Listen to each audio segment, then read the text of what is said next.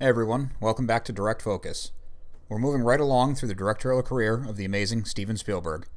On this episode, we'll be diving into one of Spielberg's best and one of my all-time favorite movies, Saving Private Ryan. Saving Private Ryan is one of the titles that gave me the idea to do this series in the first place. You see, when you end up killing one of your men, you tell yourself it happened so you could save the lives of 2 or 3 or 10 others, maybe 100 others.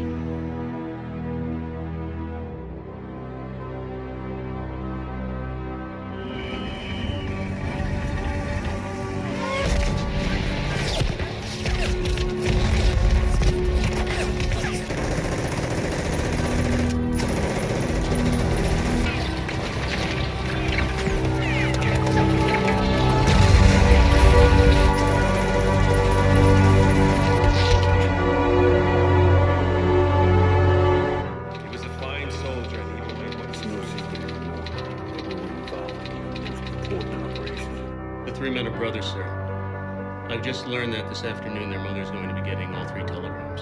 That's not all. There's a 4th brother, the youngest. He parachuted in with the 101st Airborne right before the invasion. He's somewhere in Normandy. We don't know where. Is he alive? We don't know. Some private in the 101st lost 3 brothers and he's got a ticket home. You and I are taking a squad over to Newville on a public relations mission. Over my way, thank you, sir. This entire mission is a serious misallocation of valuable military resources. I mean, where's the sense of risking the lives of the 8 of us to save one guy? I swear, I hope Mama Ryan's real fucking happy knowing that little Jimmy's life is a little bit more important than 2 of our guys. I don't know anything about Ryan. I don't care. Man means nothing to me. It's just a name. But if finding him so he can go home, if that brings me the right to get back to my wife, well then, that's my mission. It doesn't make any sense, sir. Why? Why do I deserve to go? Why not any of these guys? They all fought just as hard as me. Is that what they're supposed to tell your mother? Tell her that when you found me, I was here, and I was with the only brothers that I have left. And that there's no way I was going to desert them. What do you think? You don't want to know what I think. What if by some miracle we stay and actually make it out of here? Someday we might look back on this and decide that Saving Private Ryan was the one decent thing we were able to pull out of this whole god-awful shitty mess. That's what I was thinking, sir. Like you said, Captain. We do that, we all earn the right to go home.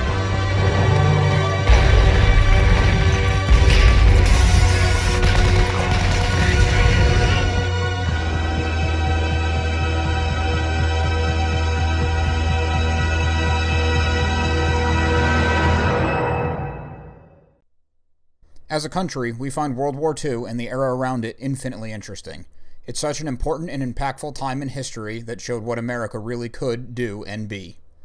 It seems to be becoming a theme for Spielberg, but this movie was another in a line of movies he felt personally responsible to, and that his take on it had to be unapologetically real. The realism would serve as a way to make the story feel real and to sell it for audiences for generations. It would also put its stamp on the world of war movies and change how they were made, along with audience expectations forever.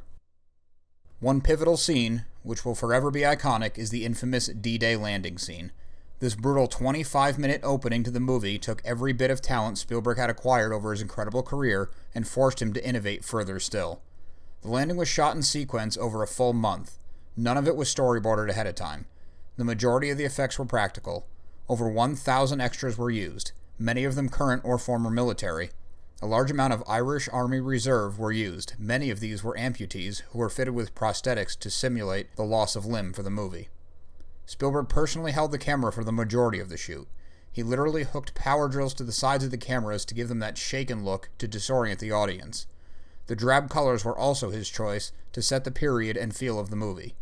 The sound effects were all recorded in analog by using live rounds in the appropriate period weapons. When theaters screened the movie, the studio told them to turn the volume up higher than they generally would because the sound was such an important part of the experience. We've all seen the D-Day scene, along with the rest of the movie, as a massive cinematic achievement, which of course it is. Before the movie's release, Spielberg feared that it was too brutal and audiences wouldn't be able to get through it. In some of the test screenings, people couldn't even make it past the first half hour of the movie. Despite this worry and what he's seen, Spielberg never planned on cutting or re-editing the sequence. He wouldn't cut or re-edit anything in the entire movie. He said even if he got an NC-17 rating, which would hurt the box office totals, he wouldn't have changed the movie. The movie was banned in some countries for this violence. Spielberg wouldn't allow it to be altered. Malaysia stood by their decision and the movie was never released, not theatrical at least. India had the same feelings as Malaysia and asked for some of the violence to be cut. Spielberg said no and was ready to give up on that massive market.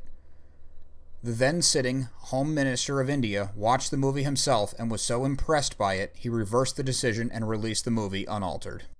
Saving Private Ryan had an estimated budget of $70 million. Of that, $11 million was used on the D-Day sequence alone. It would go on to gross over $482 million worldwide. It would also go on to win a staggering 5 Oscars out of 6 nominations, along with another 74 awards. It won Best Director, Best Cinematography, Best Sound, Best Film Editing, Best Sound Effects Editing.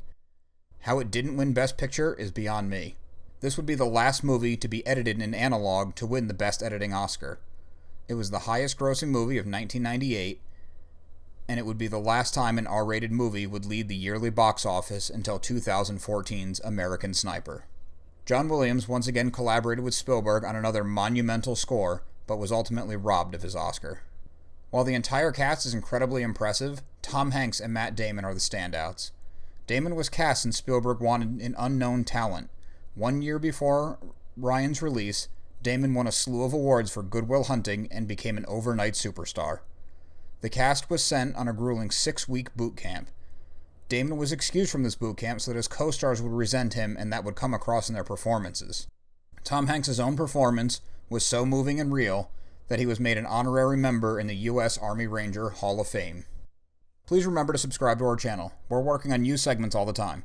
Also remember to listen to So Wizard Podcast every single week wherever you get your podcasts. Check out SoWizardPodcast.com for reviews, recommendations, merchandise, and more. A few new t-shirt, hoodie, and tank top designs were just added to the merchandise page, so check them out as well. Also be sure to go to So Wizard on Patreon, where you can support the show monetarily and get bonus content. We love hearing feedback, so leave something in the comments or drop us a line on social media. All of our accounts can be found after the video.